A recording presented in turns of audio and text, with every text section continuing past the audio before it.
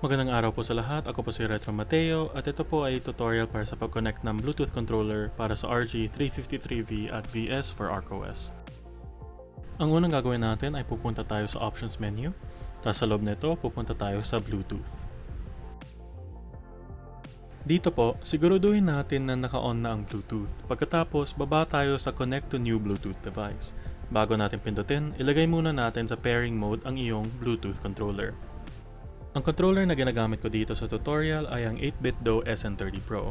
Ngayon, nailagay ko na sa pairing mode ang controller ko base sa LED light sa ilalim. Ngayon na naka-pairing mode na ang controller, pindutin natin ang Connect to New Bluetooth Device at maghintay lang ng onte. Tapos na mag-scan ang Bluetooth at mahanap nyo ang controller dito sa listahan. Select nyo lang ang controller at press A.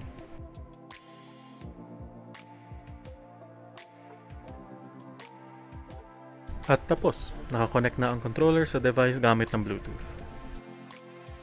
Ngayon, uulitin ko ang proseso gamit ng pangalawang SN30 Pro controller. Pareho lang ang proseso sa pag-connect ng pangalawang controller.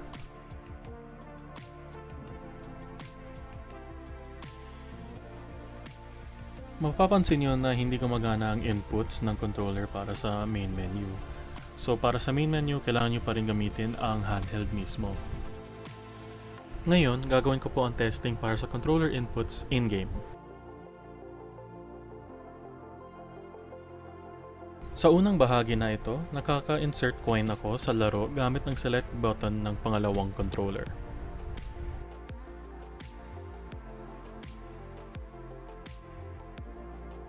Pero mukhang hindi na nakakonect mismo ang unang controller ko.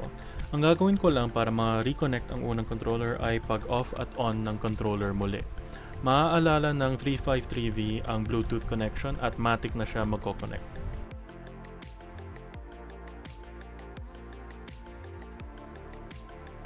At tapos, nakakonect na ang parehong Bluetooth controller, ang natitirang video ay testing na lamang.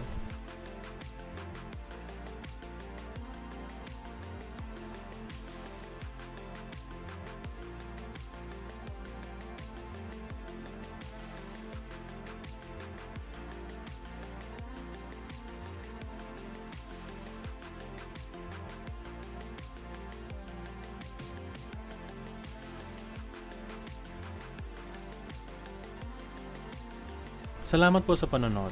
Ako po muli si Retro Mateo. Para sa magkatulad na tutorial at videos po, paki-follow na lang ang page ko sa Facebook. Thank you!